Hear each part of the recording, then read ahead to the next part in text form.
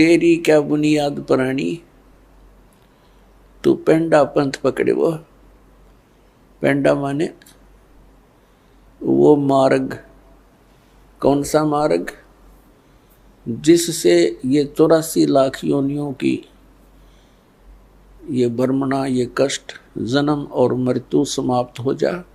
उस मार्ग को पकड़। उसके लिए श्रीमद् भगवत गीता अध्याय नंबर 4 के श्लोक नंबर 32 में कहा है कि अर्जुन, जो मैंने अभी आपको ज्ञान सुनाया, अध्याय नंबर 4 के श्लोक 25 से लेकर 30 तक, जिसमें कहा गया है कि कोई तो देवताओं की पूजा करते हैं और कोई हवन यज्ञ ही करके संतुष्ट है और कोई योग अभ्यास करता है, कोई तीक्ष्ण अहिंसावादी व्रत रखता है, जैसे मुख पर पट्टी बांधकर नंगे पैरों घूमते हैं कि कोई जीव हिंसा ना हो जाए, और कोई स्वाध्याय करते हैं, जैसे कोई गीता जी का पाठ करता है तो कोई वेदों के कुछ श्लोकों का, मंत्रों का डेली स्वाध्याय करता है।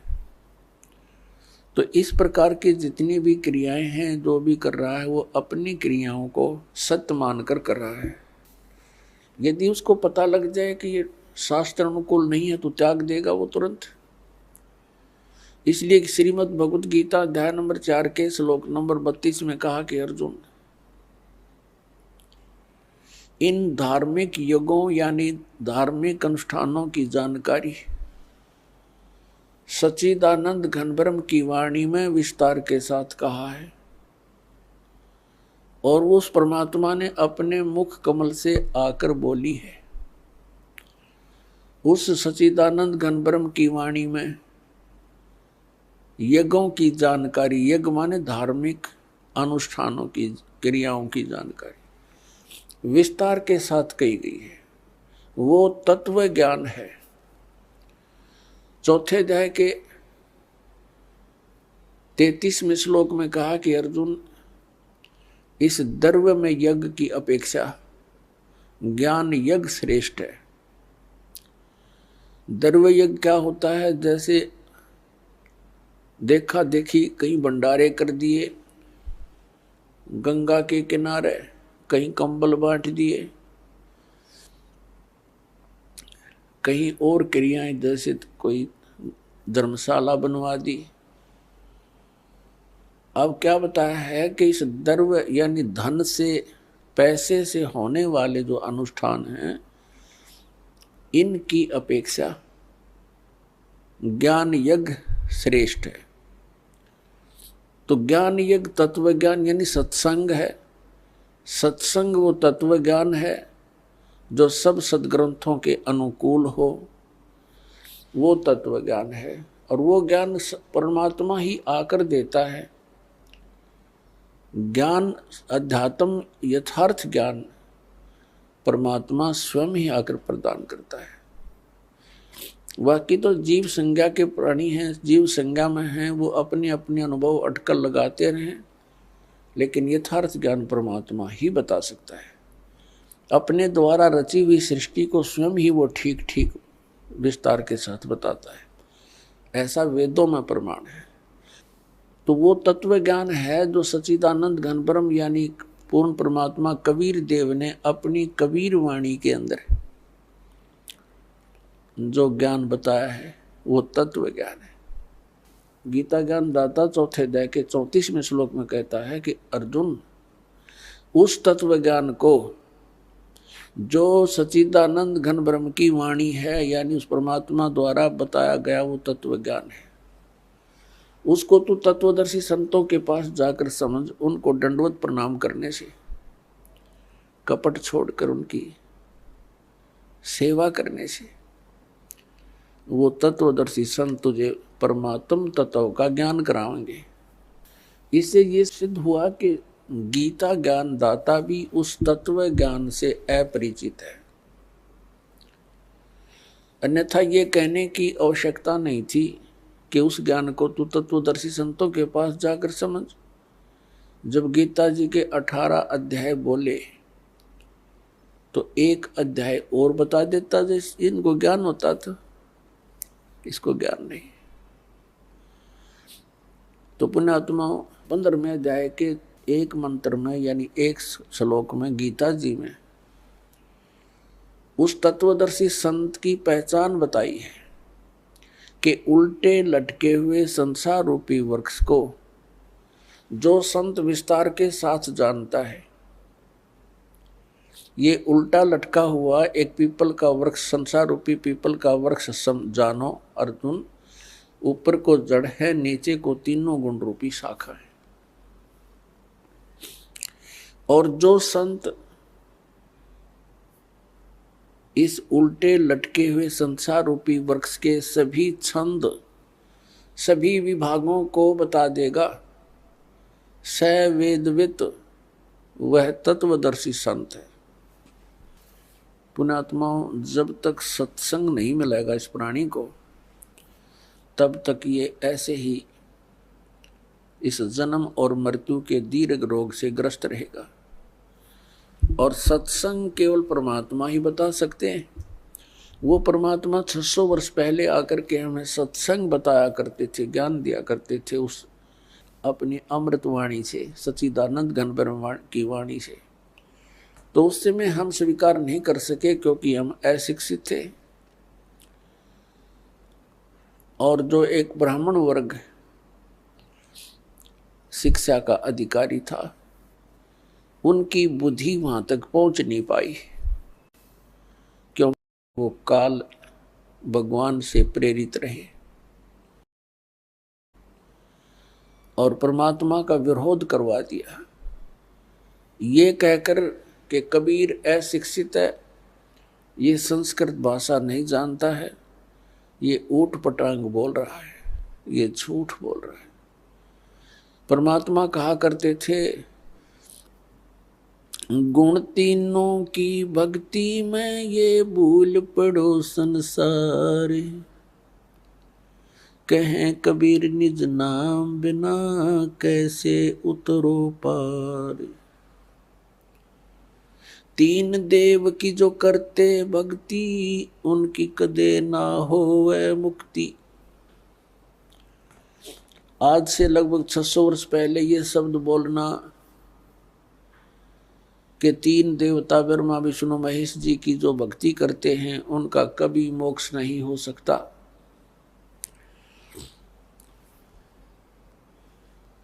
पुण्यात्माओं, 600 वर्ष पहले ये बात कहना अपनी मौत को आमंत्रण देना होता था, अपनी मौत को निमंत्रण था। लेकिन वो तो अविनाशी थे, वो तो परमात्मा थे और उन्होंने उस समय ये शब्द बोले थे और ऐसा घोर विरोध किया था उस मालिक की। उन लीलाओं को जो पढ़ते हैं आंखों से आंसू नहीं सूखते। ऐसे जुल्म गुजारे थे उस परम पिता के ऊपर, हमारे भगवान अपने पिता के ऊपर। अब जो विरोध कर रहे थे वो भी उसी के बच्चे, ब्राह्मण काजी मुल्ला, उसी परमात्मा के बच्चे हैं। उस परमेश्वर ने किसी को भी दुराशीष नहीं दी, नहीं तो वो समर्थ शक्ति एक पल में अगर इन दूसरों वो हमारे पिता ना होते तो उनको बहुत कुछ दंड दे देते, ऐसा दे देते पूछो मत। जैसे एक बार गोरखनाथ जी के साथ मजाक कर दिया किसी ने और उसने इतना गुस्सा उठा, वह मंडली थी उसके साथ 400-500 की, उसने एक शब्द उच्चारण कर दिया कि खड़े हैं वो तो पत्थर बन जाएंगे और बैठे हैं वो सिद्ध, खड़े ज्यादा थे, बैठे थोड़े। तो खड़े जितने जितने खड़े थे वो सब पत्थर की मूर्तियां बन गई। तो ये तो समर्थ हैं, कुछ भी कर सकते थे, लेकिन अपना पिता अपने बच्चों का अहित नहीं कर सकता, चाहे उसको वो कुछ भी कितना दुखी कर ले। इसलिए उस परमेश्वर ने किसी को दुराशीष नहीं दिया, कोई श्राप नहीं दिया, क्योंकि वो समर्थ थे। उनको मालूम है कि ये मेरे ही बच्चे काल की भांग पी के मेरे शत्रु बन गए। उसमें अपनी समर्थता का प्रमाण दिया। इसी सत्य कहने के कारण उस परमात्मा को जेरे कुएं में डाल दिया। एक बहुत पहले 200-200 फुट नीचे गहरा जल होता था कुओं में, और जेरा कुआं वो होता था जो नीचे से उसका पानी खत्म हो जाता था और काफी गहरा हो जाता था। उसमें डाल दिया।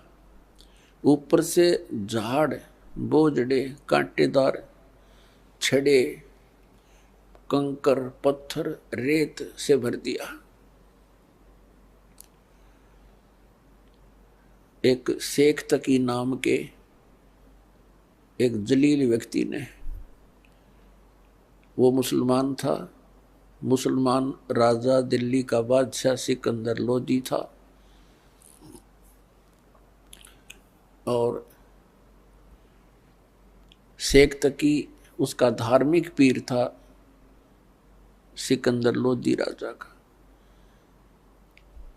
मुसलमानों को इकट्ठा कर लेता था, राजा के सामने नारे लगवा देता था, राजा पब्लिक को देखकर घबरा जाता था, और फिर वो मनमानी सजा दिया करते थे।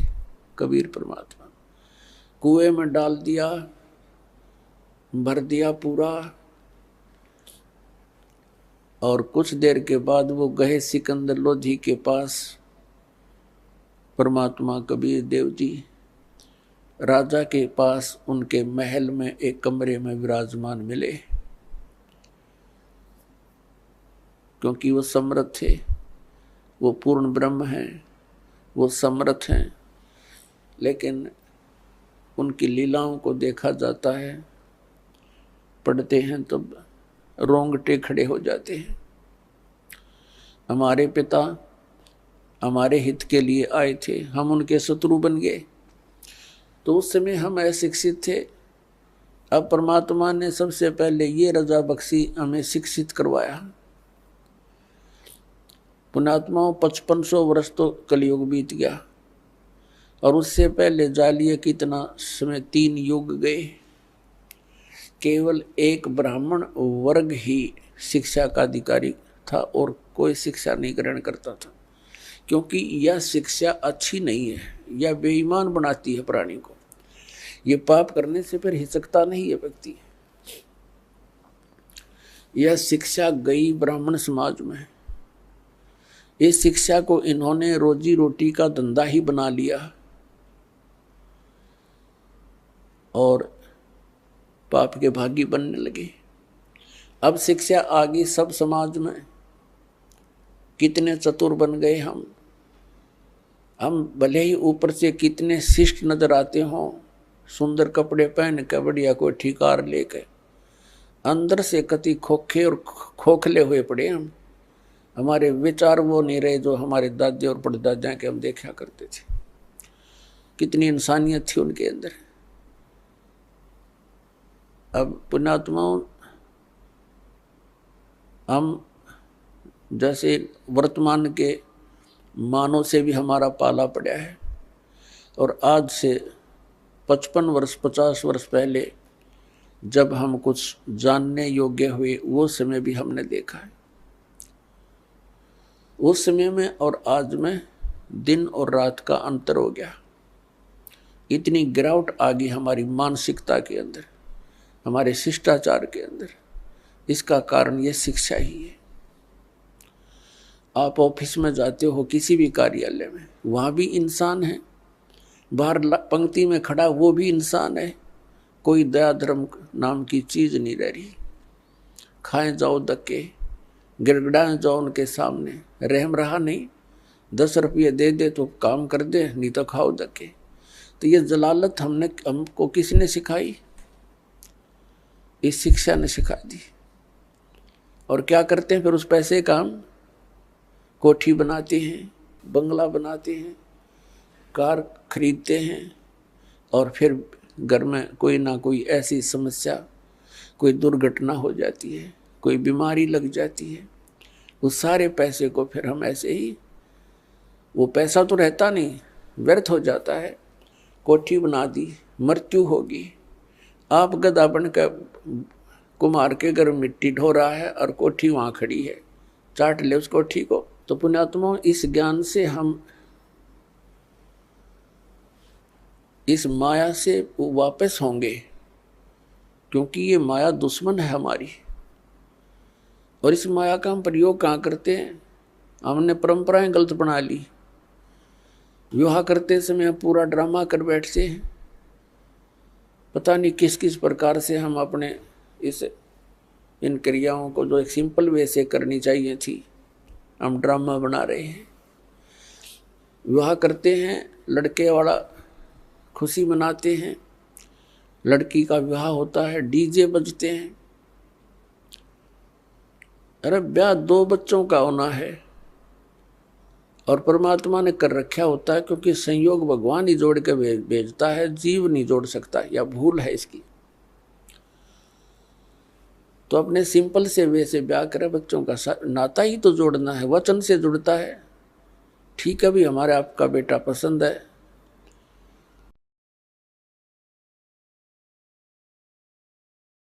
वो कह दे भी हमारे आपकी लड़की पसंद है, दोनों बच्चों का विवाह मंजूर हुआ ना, हो गया ब्याह, और इसमें कितनी देर लगे थी।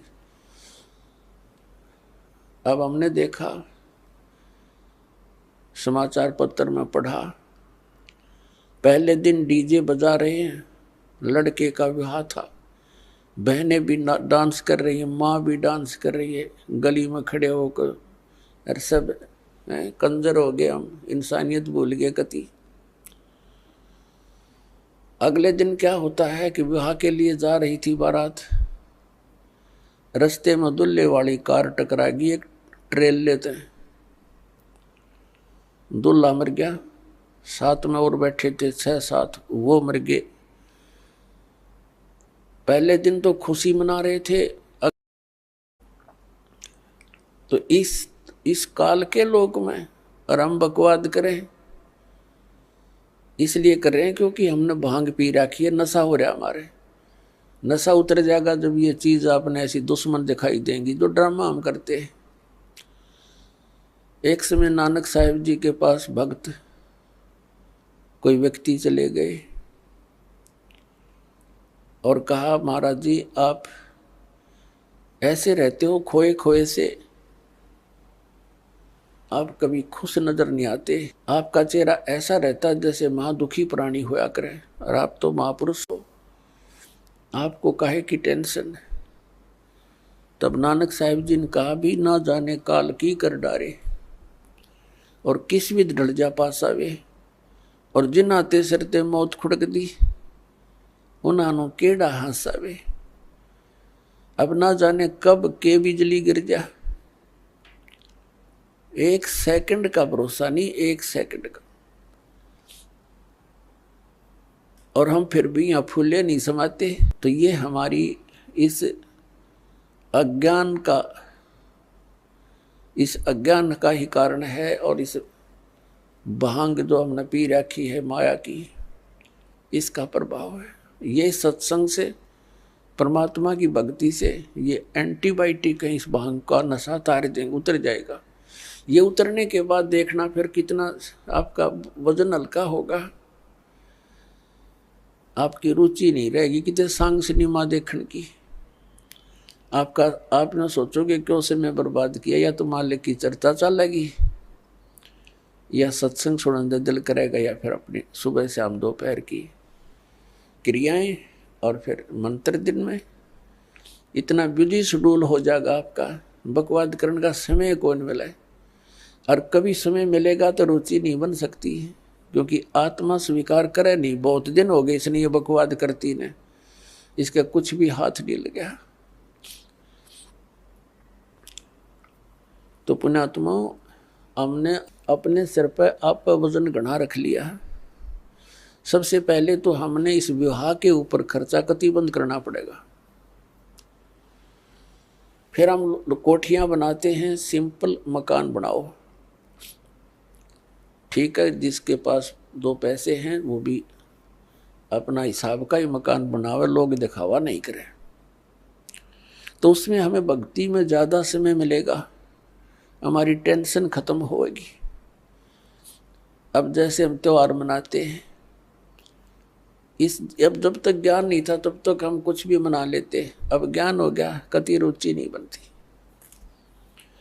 एक व्यक्ति ने नाम लिया और बहुत दुखी परिवार सारा,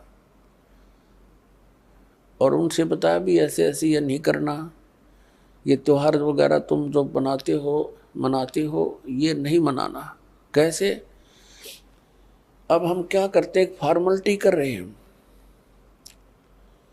कोई भी त्योहार आता है, वो फॉर्मेलिटी बना ली कि इतने कपड़े और इतनी मिठाई, इतने सुहाड़ी गुलगुले ये पहुँचाने, वो नून तो लेकर चल पड़े, वो नून तो लेकर चल पड़े, और वो कपड़े नए पड़े रहे, कोई पहनता नहीं। क्या फायदा हुआ? एक बच्चा होता है, 4 बुआ हैं उसके, चारों लाऊंगी जुगले 6 और 6 महीना पाछो बच्चा बड़ा हो जाओ, पैर जो गिरे कोई ना वो वही की तो फूकने पड़े। क्या फायदा इन बकवादों का? तो इस तरह हमने इन सभी क्रियाओं को इन ज्ञान विचार से समझकर फिर इनसे उल्टा हटना है। और ज्ञान बिना तो हम फिर देख लकीर पीट ही रहे हैं, वो नहीं पीटनी फिर हमने। हम बालक नहीं रहे, क्योंकि ज्ञान हो गया, हमने परमात्मा का नाम मिल गया, यहाँ का पता लग गया क्या स्थिति है। तो इस प्रकार हमने इन क्रियाओं से वापस होना है। फिर नानक साहब जी से पूछा कि हे भगवान, क्या आप कभी भी खुश नहीं होते? तब उन्होंने कहा कि साध मिले साढ़े साधी होंदी, और बिछड़ दें दिलगिरी वे, अख दे नानक सुनो जहाना, मुश्किल हाल फकीरी वे।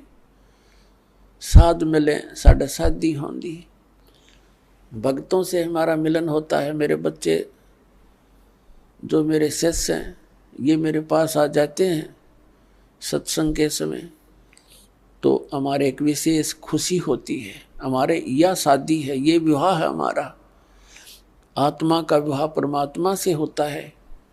कहते साध मिले साढ़े साधी होंदी, और विछड़ दें दिलगिरी वे। जब ये यहाँ से सत्संग सुनकर जाते हैं तब मुझे फिर उदासी छा जाती है। क्यों छा जाती है? कि ये बच्चे परमात्मा के हंस इस ज्ञान से कुछ परिचित हुए हैं, और अब ये जा रहे हैं उन लोगों के बीच में जो परमात्मा के ज्ञान से अपरिचित हैं। और कहीं ये बच्चे अपना नियम भंग करके और उन लोगों के विचारों को सुनकर अपनी दिशा ना बदल लें, ये नाम से वंचित ना हो जाए। और जब ये वापस आ जाते हैं एज इट इज, तो मुझे खुशी होती है कि मेरी फसल में कीड़ा नहीं लगा। तो कहते साध मिले साढ़े साधी होंदी, और बिछुड़ जा दिलगिरी वे, अख दे नानक सुनो जहाना, या मुश्किल हाल फकीरी वे। ये भक्ति बहुत मुश्किल बना दी इन अज्ञानी संतों और महंतों, आचार्यों और शंकराचार्यों ने।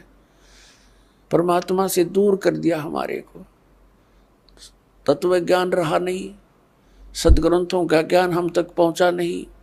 लोक वेद बना करके हमारे को ऐसे दंत कथाएं सुनाती जिनका कहीं कोई सिर पैर नहीं। तो पुण्यात्मा, अगर आप खुशी मनाओ तो उस दिन की मनाया करो जिस दिन आपने नाम मिला। कबीर साहब कहते हैं, जिस दिन सतगुरु भेंटिया 100 दिन लेख जान, और बाकी जन्म गंवा दिया बिना गुरु के नाम। जिस दिन आपको उपदेश मिल गया आपका वो जीवन मनुष्य का, उस दिन से जन्म समझ लेना। उससे पहले आपका मनुष्य जीवन नहीं था, लेकिन शरीर बेशक मनुष्य का था। जा दिन सतगुरु भेंटिए 100 दिन लेख जान, बाकी समय व्यर्थ गया तेरा बिना गुरु के नाम। तो पुण्यात्माओं, परमात्मा की कृपा से आपको ये सत्संग मिला है, तो सबसे पहले मालिक ने हमारे को शिक्षा देनी पड़ी, और इस शिक्षा के बिना हम भगवान को पहचान नहीं सके थे। उनको मालूम था कि ये खूब बिगड़ेंगे, शिक्षा होते ही ये खूब अवाम उड़ेंगे, वैज्ञानिक पाक गए हैं, बना के परमात्मा गॉड गिवन मटेरियल पर अनुसंधान करके ये भगवान से दूर करने लग गए। आप भी होने लगे। कहीं भगवान नहीं है, एक विश्व नियम है, एक एलिमेंट खोज लिया है, उससे सब कुछ बनता है। वो एलिमेंट किसने बनाया? इन वैज्ञानिकों ने बना दिया।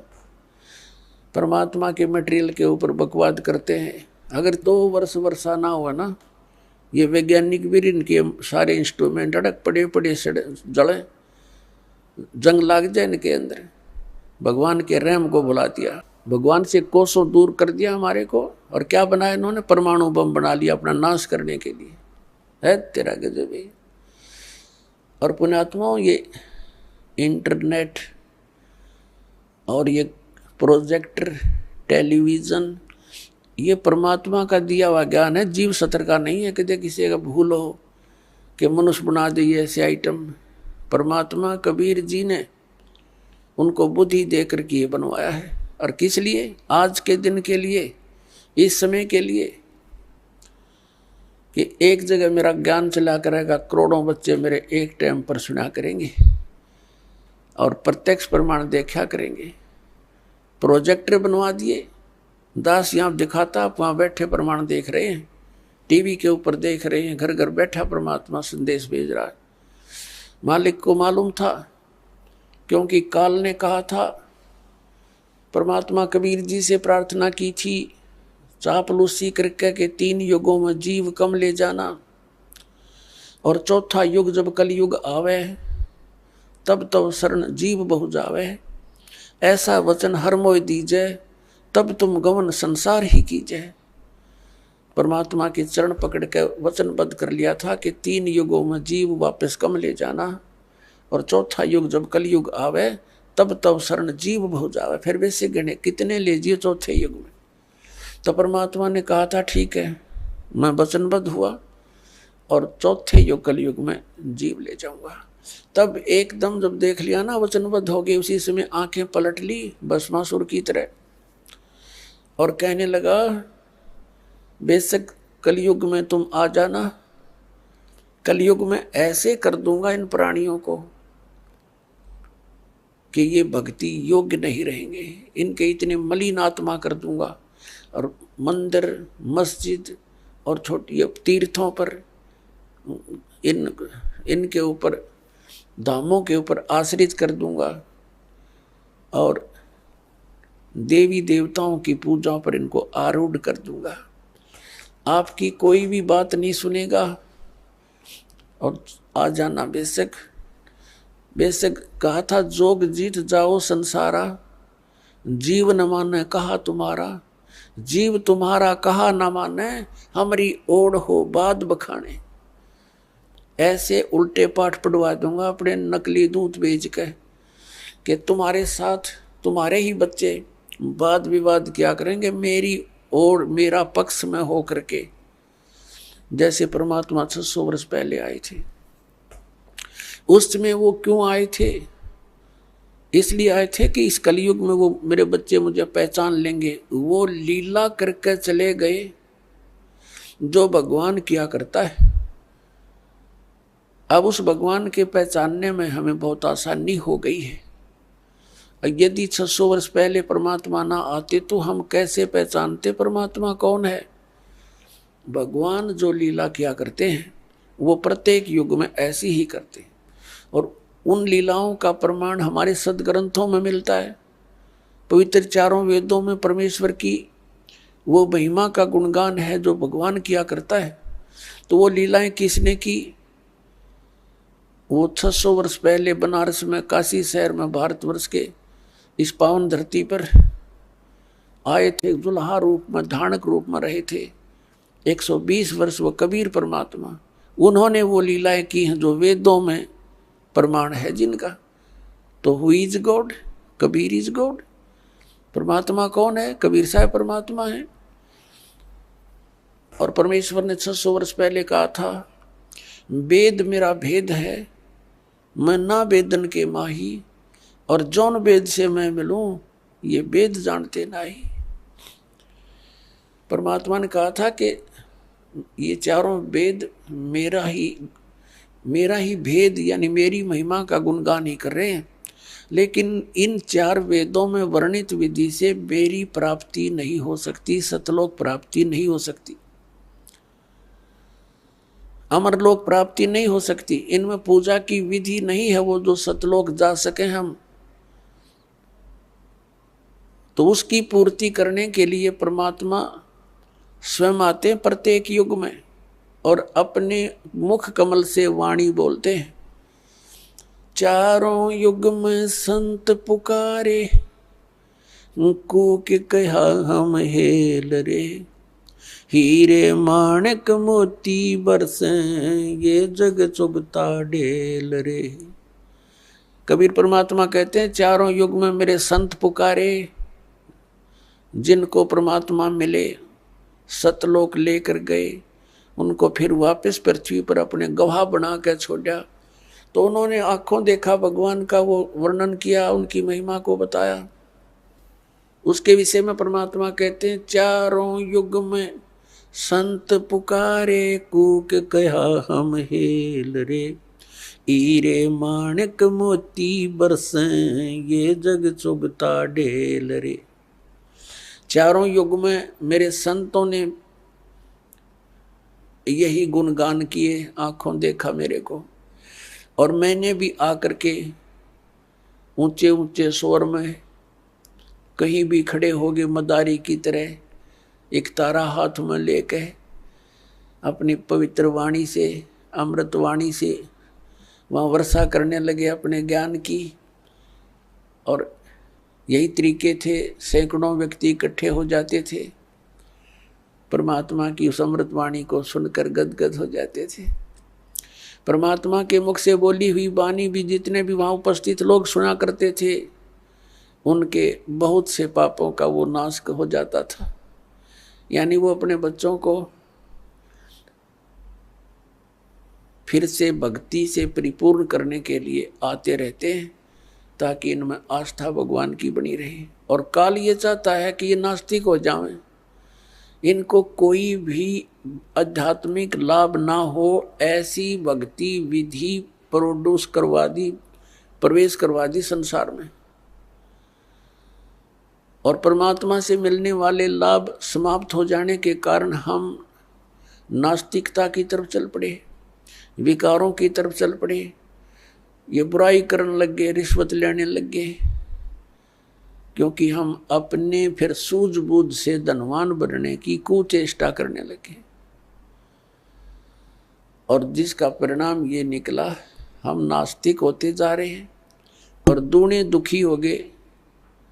जैसे कोई व्यक्ति 2 नंबर से पैसे इकट्ठे करता है, कोई मिलावट करता है, कोई रिश्वत लेता है, या कोई किसी को धोखा दे करके पैसे इकट्ठे करता है, तो उसके लिए वो विष का काम करेंगे। अब एक व्यक्ति बता रहा था, उसका इकलौता पुत्र बीमार हो गया। पहले तो देश अपने लोकल डॉक्टरों को दिखाते रहे, कभी आराम हो जाए, कभी फिर हो जाए।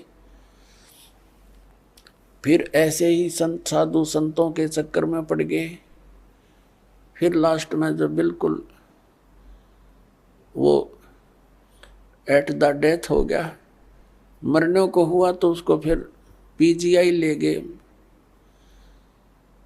वो ऑल इंडिया इंस्टीट्यूट दिल्ली लेकर गए। उसकी दोनों किडनी फेल होगी, किडनियों का ऑपरेशन हो गया, किसी रिश्तेदार ने दे दुआ दिए हुए उस, तो फिर क्या हुआ, वो लड़का स्वस्थ हो गया। पैसे लग गए लगभग 3 लाख से ऊपर। आज से लगभग 30 वर्ष पूर्व की बातें हैं। उस समय 3 लाख की बहुत की, आज के तो 30 लाख और उस समय के 3 लाख, इतना वो था, अंतर है अब की। उस समय जो पैसे की वैल्यू थी। तो उसने क्या बताया कि मेरा लड़का स्वस्थ हो गया और पैसा इतना लग गया कि कर्जा हो गया। शादी विवाह की तैयारी कर रखी थी, विवाह से कुछ समय पहले ही दुर्घटना यानी बस एक्सीडेंट में मृत्यु होगी। अब वो इस सत्संग को सुनकर आंखों से आंसू निसूख रहे थे उस व्यक्ति के, और अपने आप को कोस रहा था कि मुझे तो थोड़ी सजा मिली भगवान, मैं इतना नीच व्यक्ति था। अपने बच्चे को सुखी करने के लिए, इसको कार और कोठियों में देखने के लिए मैंने इतनी ऐसी गलतियां की कि अब मेरा कलेजा फटकर आता है। 2 लाख रुपए कमाए होंगे 5-10 वर्ष में, 2 नंबर का काम करके। 2 नंबर का काम क्या था कि उस समय ये कैसेट, ये टेप चल रहे थे, टेप रिकॉर्डर से चले थे, और उनकी जो रिफल होती थी वो कैसेट, वो कहता मुझे 2 रुपए में पड़ा करती, सारी थोक का बाला करता तोल के भाव से, और वहाँ बना बना कर नकली और ओरिजिनल कवर के अंदर भर देता था। मुझे 2 रुपए में पड़ा करती वह सारी, और मैं 32 रुपए में बेचा करता, और वो जाते टूट जाती, मेरे पास आते मैं फेंक देता, मैं क्या करूं। और आज मुझे वह सजा सही मिल गई। तो पुण्यात्मा, अब उसको बताया गया, सत्संग में बताया जाता है कि जो पैसा आपने 2 नंबर से कमाया वो पैसा तो रहा नहीं, आपके पास क्या रहा, वो पाप रह गए जो आपना भी भोगने शेष है, और पैसा चला गया। तो पुण्यात्मा, जब आप ज्ञान होगा आपको, ये कोई बालकों की बताई हुई बातें नहीं है, ये गॉड गिवन परमात्मा का दिया हुआ विधान है, उनका बताया हुआ ज्ञान है। ये कोई डूम बाट के गीत नहीं किसी ने स्वार्थवश गा रखे होंगे। परमार्थी परमात्मा ने, सतपुरुष कबीर साहब ने आकर ये विधान बताया है कि बच्चों तुम विष खाना छोड़ दो, यदि यहाँ भी सुखी रहना चाहते हो जब तक तुम्हारा जीवन शेष है। और अनजान बच्चे ही गलतियाँ क्या किया करते हैं, जब समझदार हो जाएगा ना फिर इसका हाथ नहीं लगा सकते। जैसे छोटा सा बच्चा सर्प को भी पकड़ लेता है और उसको डस देता है, वो मर जाता है, उसको ज्ञान नहीं कि कितना भयंकर जानवर है। और जब वो बड़ा हो जाता है, उसको उस जानवर के बारे में जानकारी हो जाती है कि ये तो बड़ा खूंखार है, इसके निकट भी नहीं जाना चाहिए, तो फिर वो दूर से ही सर्प को देखकर भाग लेगा दूर, औरों को भी कहेगा इधर मत जाना, सर्प है सर्प है। और पहले वो चलते घिसरते घिसरते उसको पकड़ लेता है, क्योंकि उसको पता नहीं, ज्ञान नहीं, ज्ञान बिना डर नहीं होता। तो तत्व ज्ञान से आपको डर बनेगा। फिर उसके बारे में बताया है कि जैसे किरका जहर का रंग होरी हो, कहो कौन तिस खावे राम रंग होरी हो। जैसे विष का यानी जहर का एक कण भी पड़ा हो कहीं पर, और ये पता लग जाए ये कण विष का है, कहते उस कण ने भी कौन खावे, किरका छोटा सा कण।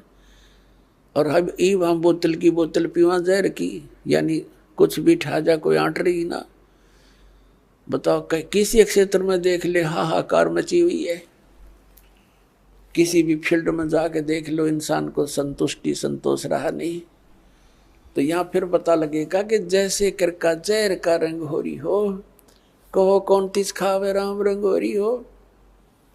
यानी हम धन इकट्ठा करते हैं खुशी मनाने के लिए, तो परमात्मा कहते हैं खुशी तो आपको परमात्मा के रंग में रंगे जाओगे ना, तब ये खुशी होगी, होली होगी। आपकी असली होली फिर होगी और रोज होगी आपका होली फिर हुआ। इस प्रकार ये ज्ञान होने से पुण्यात्माओं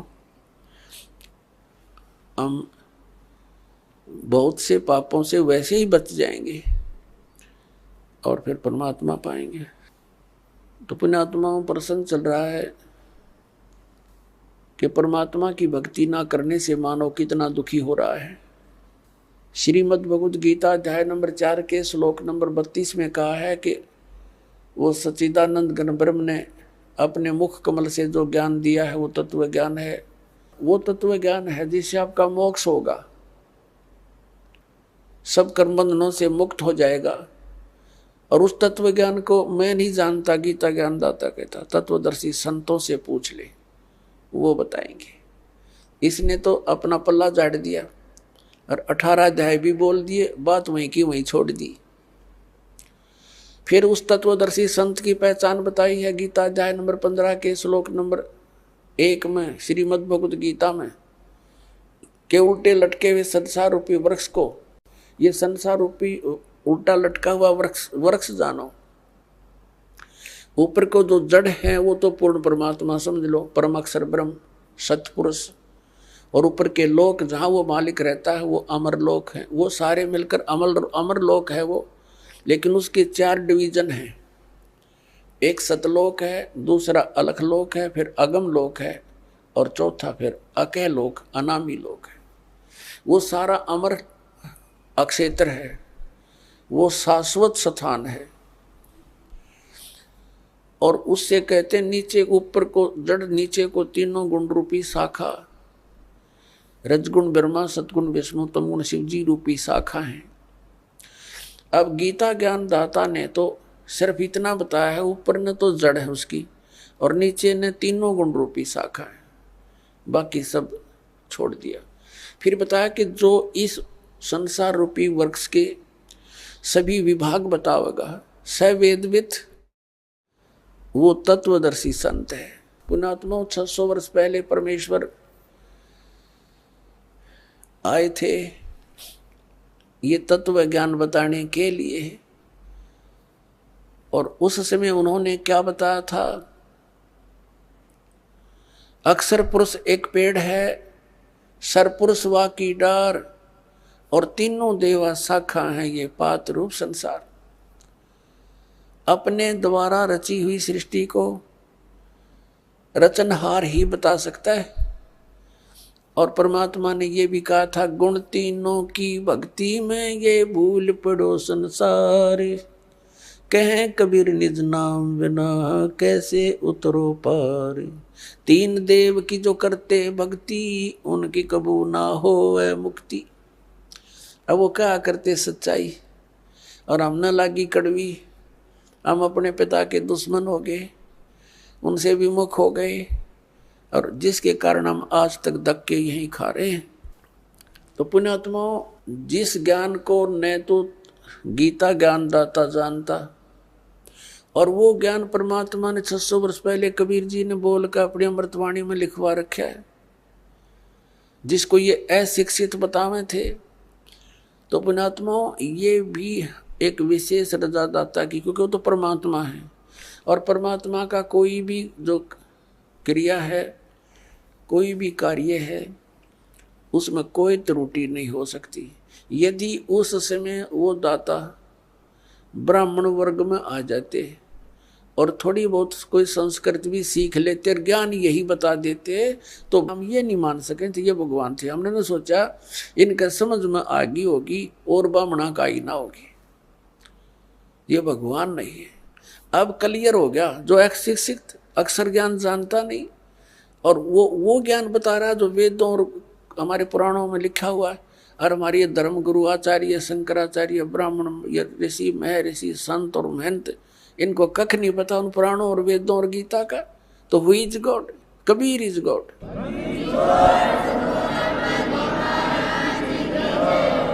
अब श्रीमद् भगवद गीता अध्याय नंबर 15 का श्लोक नंबर 1 समझने में आसानी होगी। पहले चित्र देखिए। ये है उल्टा लटका हुआ संसार रूपी वृक्ष। ऊर्ध्व मूलम अधः शाखम अश्वत्थम प्राहु अवम छंदासी यस्य प्रणानी। प्रणानी माने पत्ते।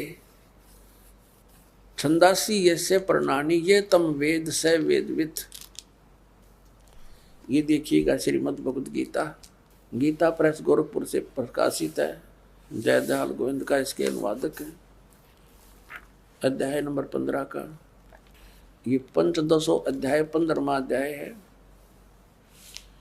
और प्रथम मंत्र है ऊर्ध्व मूलम। ये प्रथम मंत्र है। ऊर्ध्व मूलम अधः शाखम अश्वत्थम प्राहु अवम छंदासी यस्य प्रणानी ये तम वेद स वेदवित। वेद माने जानना भी होता है और वेद ये चारों वेदों का भी बोधक है। ऊर्ध्व माने ऊपर को, मूलम माने जड़ और नीच अधः माने नीचे को, शाखाएं।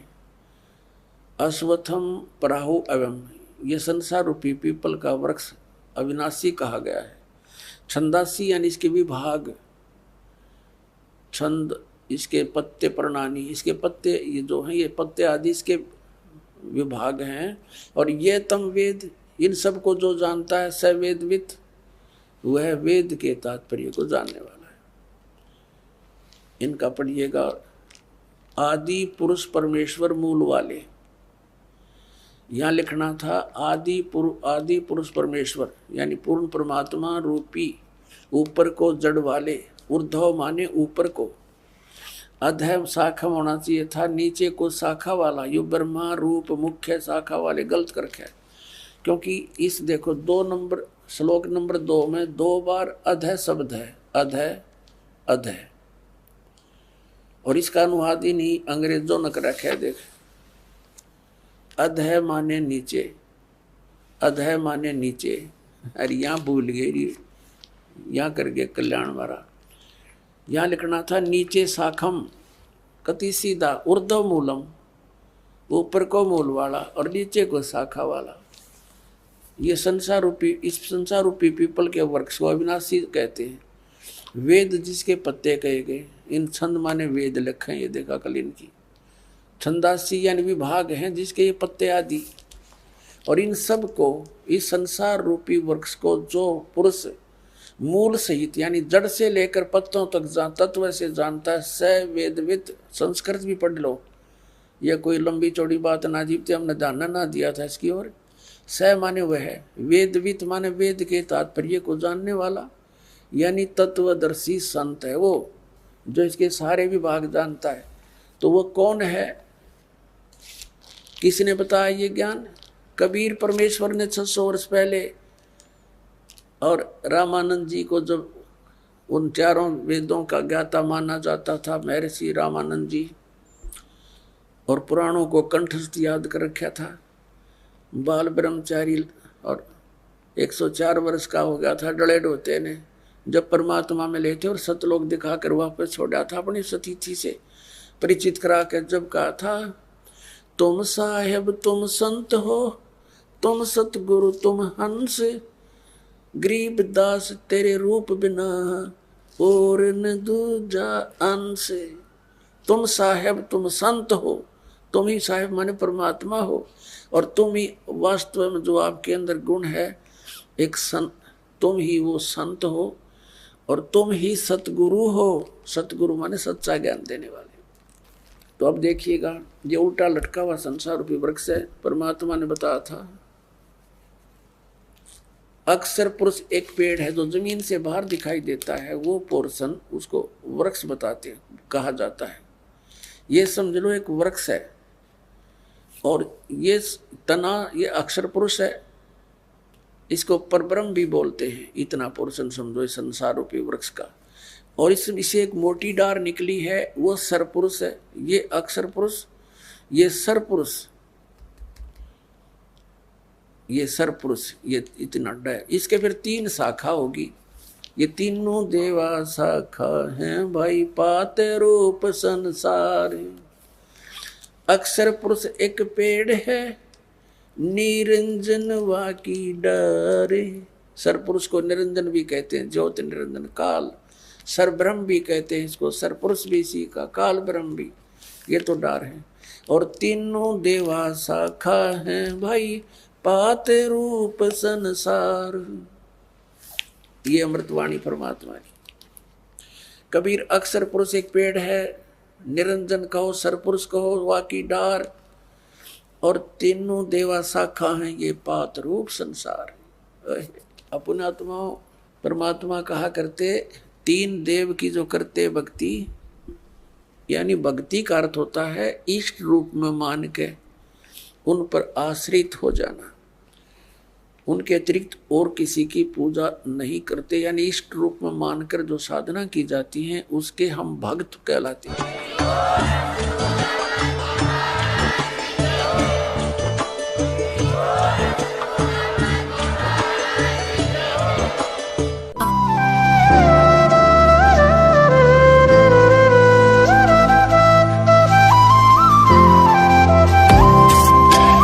सत सोही।